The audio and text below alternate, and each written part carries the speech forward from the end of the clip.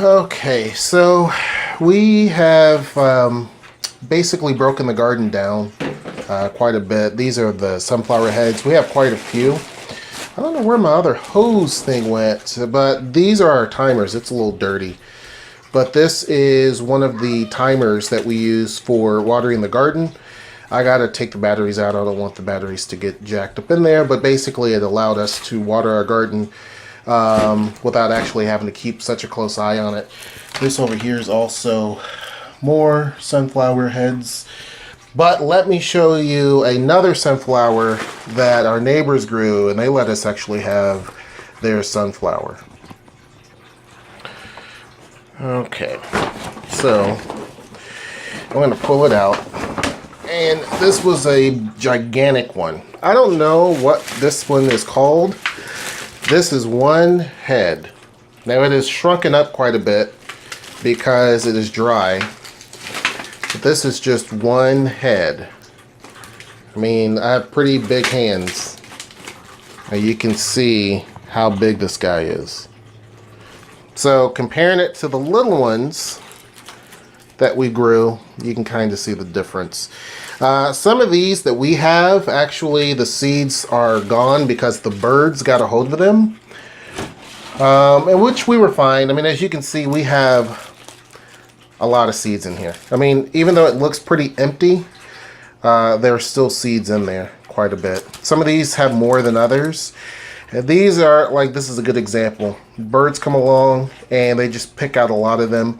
Squirrels will come along and basically break them up and process them right on your step. We had a lot of that where they would process them directly on the step and leave a pile of seeds and debris and everything else. So we're gonna have sunflowers everywhere out front. But these are the bushes, and the big head I just showed you is basically one giant single sunflower. So even though these are small and they produce just a few seeds, and this gigantic one here, which our neighbor grew, and I don't know the name of it, this guy here has a lot. And as you can see, it folds over. So when it actually was stretched out, it was even bigger. But this only has one seed, or one head to it, but it has, like, gosh, I don't even begin to know how many seeds. So I'm going to process this guy and get all the seeds out of it. And yeah, so we're going to be growing a few of those gigantic ones here relatively soon. I don't know exactly where I'm going to put those, but we're going to grow some of the bushes. These are all bush sunflowers here. And so yeah, we're going to see. We're going to see what we're going to do next year. I'm going to separate these. Unfortunately, I don't have a clue because I wanted Noelle to separate them before she cut them, so we can determine what, because there's so many different varieties right here, and I can't tell what they are now that they're dry. The only ones I know are this one, and they have much bigger seeds. So I'm going to go through, process all of these seeds here, all of those seeds, and some of those that are in here, obviously, and basically sell whatever I don't use. Probably try to sell some of the ones I don't use, and we'll see what happens. I'm going to take you outside now. Okay, so now it's about to rain, but I just wanted to show you, we have cardboard down, which is ready for next year. This is a good way of getting rid of all of the grass and weeds and plants. You can see the soaker hoses over there. All the beans that were here are gone. We took those down. All the sunflowers, there's not a sunflower left. We basically have our echinacea, which is here, our bee balm, which is here.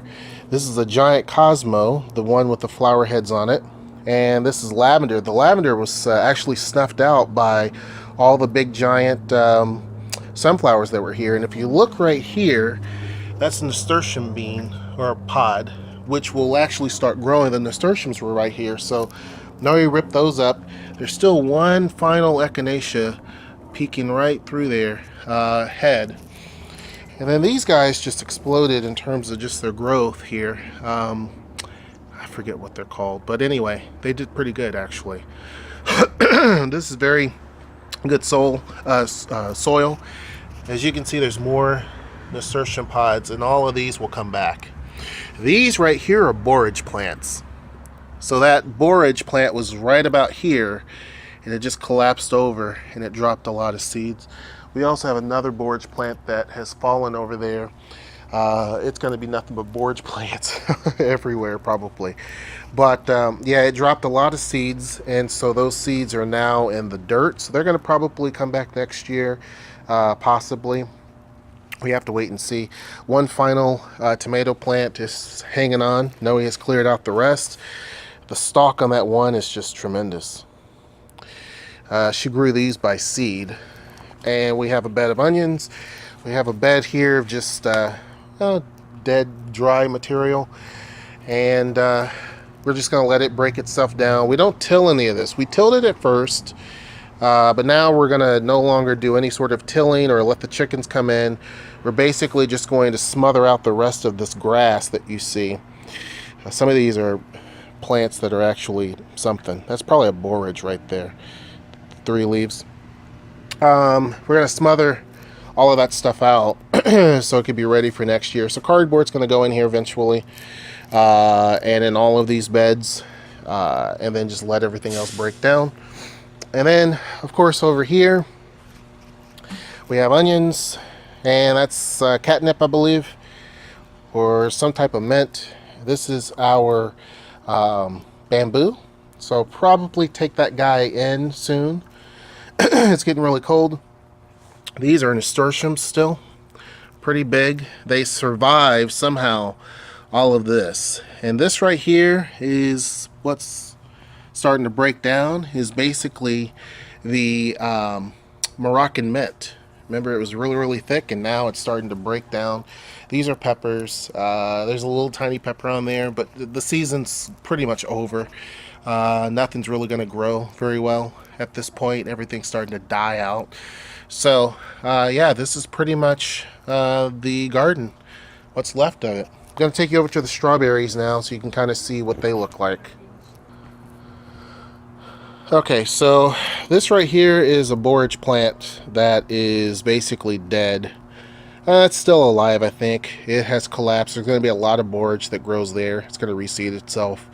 And this is the strawberry patch. It looks like a big, massive mess. And it is. There's even some blooms. If you see right there, there's actual blooms that are trying to come in. Our weather here is strange. It gets kind of warm and kind of cold. Right now it's kind of mild. It's in the 50s. But basically all of this is strawberries. Now we also have the pineapple strawberries right about in here where you see a lot of the leaves.